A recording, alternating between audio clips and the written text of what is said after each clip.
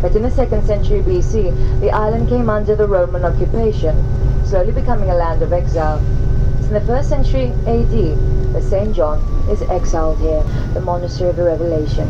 And also that this is the closest we can get to what John would have seen from the cave, because the cave, about 1,000 years after John was on the island, was closed up by the chapel that was built there, dedicated to St. Anne.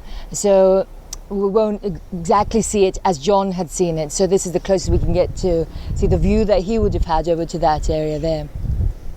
The cave we're going to be visiting is not where John lived while he was on Patmos. According to a tradition, a Roman offered him his house for lodging. That was somewhere down in the harbour.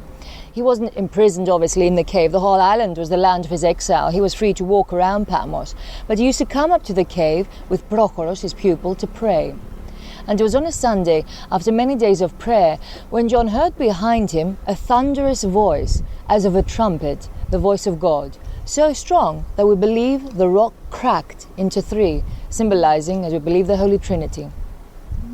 The voice said, "Fear not, I am the Alpha and the Omega, the first and the last, the beginning and the end. What you see, write in a book and send to the 7 churches." And John turned around to see where the voice was coming from. He saw 7 golden lampstands. In the midst, one like unto the Son of Man, Christ, dressed with a garment down to his ankles. His hair was as white as wool, as white as snow, his eyes like flames of fire. His voice was like the sound of many waters, and from his mouth a double-edged sword came out, symbolizing the word of the Lord.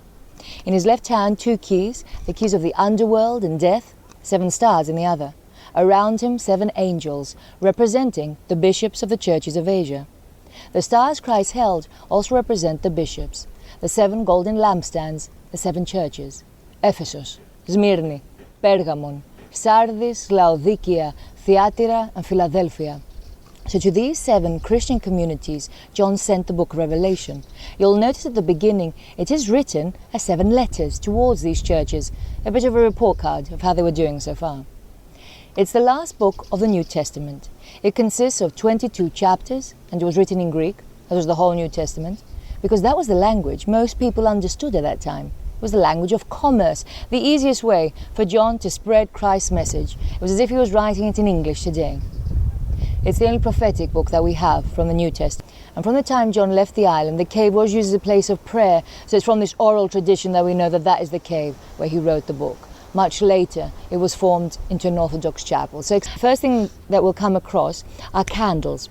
That's the first thing an Orthodox does when we enter a church. We put a small donation in the box that's there, and we light a candle as we say a prayer. The first thing that we'll come across on the rock, you'll see a long cloth where a gospel book has been placed. And you'll see that a desk is formed on the rock, and that's where we believe Prochoros wrote down the book of Revelation dictated to him by his teacher John. Then, as we turn to leave, the cave suddenly dips down, and that was the original entrance of the cave. Because as we said, when John was here, the cave was open with a view towards the sea. On a clear day, over on that side, John would have been able to see the coast of Asia Minor, where he had been exiled from. So, as we said, where the cave dips, that's the original entrance, and that's where the rock cracks into 3. As we said, when God's voice was heard. I'd like us to see a mosaic, which is at the entrance of the monastery.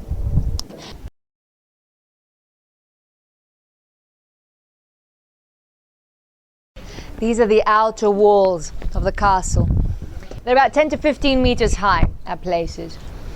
Where the bells are today, that's a modern construction, the bells.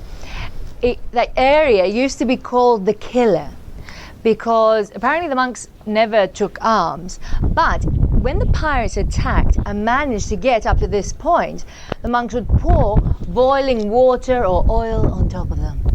Not very nice, but that's how you defended yourself in the good old days. And above here we have, again, a modern mosaic of St. John the Divine, St. John the Theologian. The divine and theologian is apparently synonym. And this is how John is usually depicted. To make an icon of a saint, they did use real characteristics of the saint, so what they believed the saint must have looked like. So one could say that's a portrait of John at an older age. However, Byzantine art is a very Byzantine art is very spiritual, very dogmatic art, very symbolic. So, for example, whenever you see John depicted on an icon, you'll notice he has a broad forehead, and that is to symbolize his wisdom. And I see we have some wise men among us. But Rome was still of a historic significance. So the symbol of the Byzantine Empire became the two-headed eagle. One head looked towards Rome, the other head looked towards Constantinople.